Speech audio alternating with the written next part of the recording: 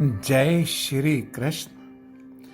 आज के आध्यात्मिक सफर में श्रीमद् भगवद गीता के अध्याय 3 से श्लोक संख्या 3।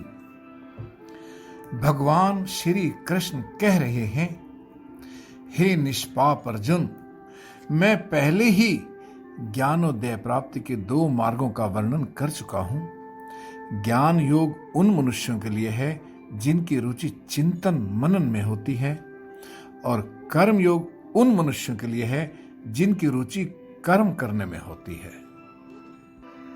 पिछले श्लोक में हमने देखा कि अर्जुन श्री कृष्ण के उपदेशों से पूरी तरह भ्रमित हो गया था। अब उसको प्रभु याद दिला रहे हैं कि आध्यात्मिक परिपूर्णता की ओर जाने के लिए उसको 2 रास्ते बताए गए थे। पहला ज्ञान योग अर्थात सांख्य योग, और दूसरा कर्म योग अर्थात बुद्धि योग। पहले मार्ग में अर्थात ज्ञान योग में लोग आत्मा की प्रकृति और शरीर से उसके भेद को जानने की कोशिश करते हैं। ये चिंतन और मनन में रुचि रखने वाले होते हैं। इनकी रुचि आत्मा को जानकर ज्ञान मार्ग की ओर जाने की होती है। प्रभु कहते हैं, इस मार्ग पर जाकर वो मुझे पा सकते हैं।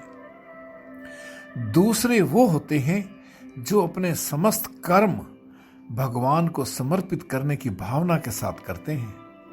वो कर्म में विश्वास रखते हैं और निष्काम और निस्वार्थ भाव से कर्म करते हैं। वो कर्म योगी होते हैं। प्रभु कहते हैं, वो इस मार्ग पर चलकर भी मुझे पा सकते हैं। दोनों मार्ग में से कोई भी मार्ग कम नहीं है।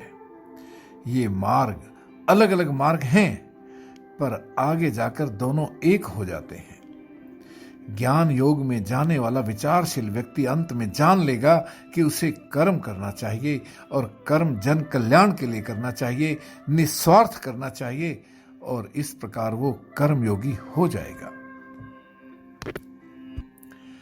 और कर्मयोग में जन कल्याण के लिए कर्म करते करते उसका मन निर्मल हो जाएगा। उसमें एकाग्रता और स्थिरता आएगी, और वो ये जान लेगा कि वास्तविकता क्या है, ईश्वर क्या है, आत्मा क्या है। फिर वो ध्यान में निमग्न होकर परमार्थ तत्व का साक्षात अनुभव कर सकता है।